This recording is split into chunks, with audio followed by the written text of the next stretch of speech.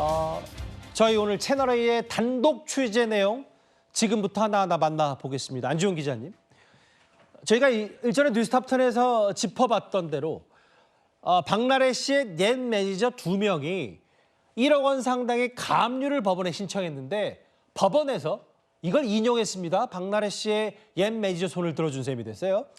네, 이 사태가 언제 촉발됐는지 보면은 지난 12월 3일이었는데 그때 박나래 씨의 전 매니저 2명이 박나래 씨의 이 부동산을 상대로 가압류 신청을 걸었다는 거죠. 예. 이게 알려지면서 양측 간에 지금 굉장히 불편한 기류가 흐르고 있다는 게 알려졌고 그때부터 여러 가지 사안들이 고구마 줄기처럼 나오면서 굉장히 큰 게이트로 번지게 됐던 겁니다. 예. 자, 근데 이 가압류 신청한 거에 대해서 바로 오늘 이 서울지법에서 1억 원 상당의 가압류를 인정을 했다라는 그런 전 매니저 측의 주장이 제기됐는데 예. 원래 지난 19일에 법원에서는 담보 제공 명령을 내리고 공탁금 지급을 요구하기도 했다고 하는데 예. 이런 과정 이후에 결과적으로 볼 때 이 가압류 신청이 인용되면서 박나래 씨와 전 매니저 간의 이제 법적 다툼이 본격화됐다고 볼 수 있습니다. 조금 더 쉽게 풀어보고 싶어서요, 구자랑 변호사님.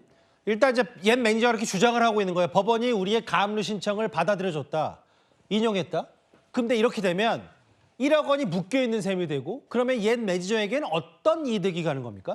사실 원칙적으로는 내가 판결에서 승소하면은 그 판결은 집행을 해올 수 있는 권한이 되거든요. 예. 그러니까 판결 한 순간 나한테 입금되는 게 아니잖아요. 예. 그 판결을 통해 가지고 1억이 인용되면은 박나래 씨의 재산에서 그 1억 원을 집행을 해서 가져와야지 이제 사건이 끝나는 겁니다. 그렇죠. 그래서 그 집행을 위해 가지고 상대방의 재산을 묶어놔야지 내가 판결에서 이겼을 때 빼돌려 가지고 판결은 이겼는데 가져올 돈이 없는 그런 사태를 막을 수 있는 것이거든요. 예. 그래서 먼저 재산을 묶어놓는 절차를 가압류 신청을 통해서 한 겁니다. 예. 그런데 가압류에 대해서 신청이 들어간 당일에 박나래 씨가 근저당권 49억을 먼저 묶어버렸잖아요. 기억이 납니다. 그렇죠. 사실상 박나래 씨도 이거 인용될 거라고 예상을 했던 걸로 볼 수 있다. 아하. 내 재산이 묶여가지고 꼼짝 못하는 상황은 내가 나에 대해서 설정해가지고 내 재산 내가 지켜야지 이렇게 된 걸로 볼 수 있고 박나래 씨도 지금은 다 허위 사실이다라는 식으로 반박을 하거나 변명을 하지만 예. 자기 스스로 자기가 한 일은 자신이 제일 잘 아니까 매니저들이 한 거에 대해서 상당 부분은 법원에서도 손을 들어줄 거라는 걸 본인도 직감을 했던 게 아닌가. 예. 그렇기 때문에 가압류 인용이라는 거는 승소 판결에 대한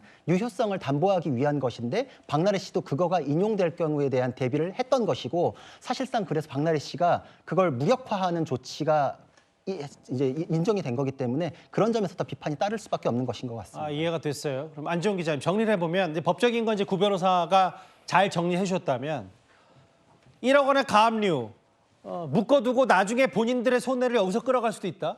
혹은 박나래 씨가 이제 안지훈 기자가 직접 취재한 바로도 본인 용산 이태원 집을 49억 근저당 설정했다는 것도 네.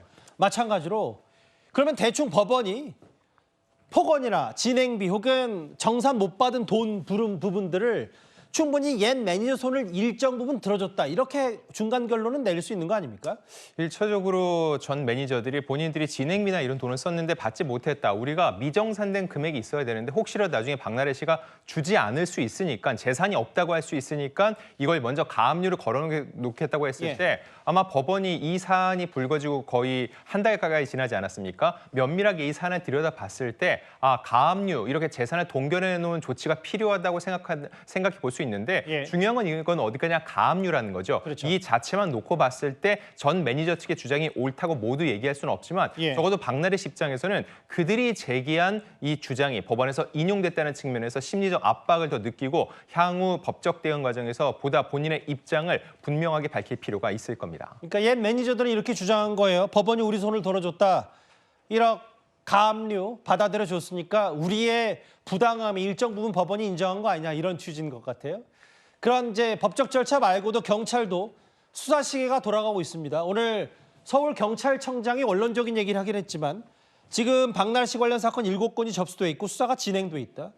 특수상해 횡령 그리고 맞고소한 부분 뭐 공갈비스 횡령도 있는데 박나래 씨가 옛 매니저를 고소한 건도 절차대로 수사하고 있다. 뭐 가압류 건과는 별개로 아마 이것도 조만간 결론이 나올 것 같은데요.